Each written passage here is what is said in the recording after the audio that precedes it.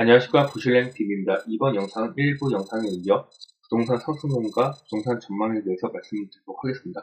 먼저 부동산 가격이 어떻게 결정되는지에 대해 말씀드리며 부동산도 역시 수요와 공급에 따라서 움직인다는 것을 명심하셔야 됩니다.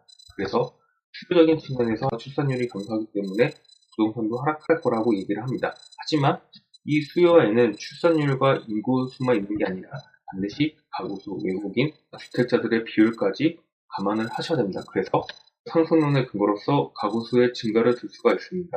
상기년 가구수 변동 추이를 보시면 전국적으로 일반 가구수가 매년 연평균 1%씩 증가하고 있는 것을 알 수가 있습니다. 이것은 가구수가 연평균 1.4%씩 증가되면서 일반 가구수 역시 끌어올리고 있는 것을 알 수가 있습니다. 즉, 앞으로의 가구는 1인 가구로 재편되면서 가구수 역시 늘어난다는 것을 알 수가 있습니다. 두 번째로는 외국 자본을 둘 수가 있습니다. 19년간 외국인 토지 소유를 보시면 98년부터 16년까지 연평균 8%씩 토지가 늘어나고 있고, 연도별 보유 현황을 살펴보시면 외국인들이 임야나 농지, 공장뿐만 아니라 주거용도 일정 부분 소유하고 있는 것을 알 수가 있습니다.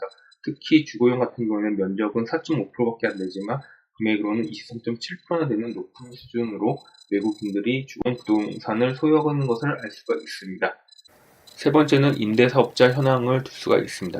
우리나라 부동산이 지속적으로 거품론에 휩싸이고 있는 이유 중에 하나는 아파트를 주거가 아닌 투기성으로 생각을 해서 여러 개의 아파트를 가지고 있는 일부 다주택자들도 영향을 끼치고 있습니다. 정부는 9.13 대책으로 임대사업자의 세제 혜택을 대폭 줄였음에도 불구하고 18년 10월부터 19년 1월까지 4개월간 누적 신규 사업자는 41,700명, 신규 누적 주택수로는 10만 4천채나 되고 있습니다.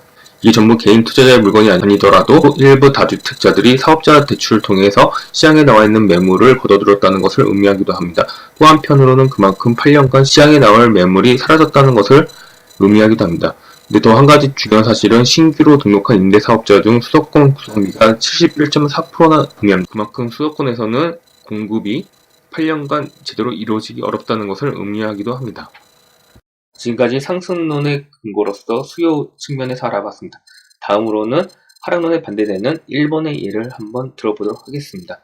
분명히 하락론자들은 일본 빈집의 수가 증가되고 있기 때문에 우리나라도 그 영향을 받을 거다라고 얘기를 합니다. 하지만 일본 지역별로 세부적으로 공가율을 살펴보면 일본 전국적으로는 93년도에 9.0%에서 13년도에는 12.8%로 큰 폭으로 상승을 했습니다. 하지만 우리나라로 따지면 서울 같은 도쿄도 같은 경우는 3년대 9.4%에서 13년대 10.9%로 소폭 상승한 데 그쳤습니다. 반대로 기타 지역, 그러니까 우리나라로 따지면 지방 같은 경우에는 93년도에 8.8%에서 13.9% 크게 상승한 것을 알 수가 있습니다. 즉, 이것은 무엇을 얘기하냐 하면 지방의 공가율이 높다라는 것을 알 수가 있습니다. 결국 우리나라도 모든 집값이 다 상승하거나 빈집이 된다는 게 아니라 지역 편차가 심해진다는 것을 유추해 볼 수가 있습니다. 두 번째로 주택가격 상승률을 전국과 도쿄도로 나눠서 살펴보면 13년부터 17년까지 보시면 전국적으로는 1.6, 2.4 정도로 소폭 상승한 데 그쳤지만 도쿄도는 13년대 2.5%, 14년대 3.8%, 15년대는 5.5%로 큰 폭으로 계속 상승하는 것을 알 수가 있습니다. 다시 14년부터 16년까지 주택지가 상승률을 세부적으로 살펴보도록 하겠습니다. 도쿄도 같은 경우는 1.6% 상승했습니다. 반면에 도쿄 23구, 우리나라 따지면 서울 중심부 같은 경우는 2.4% 큰 폭으로 상승을 했고, 다마지역, 우리나라로 따지면 경기도라고 볼 수 있는데 고작 0.8% 상승한 걸 볼 수가 있습니다. 결국 도쿄도라 할지라도 어디에 있냐에 따라서 상승폭의 차이가 크다는 것을 알 수가 있습니다.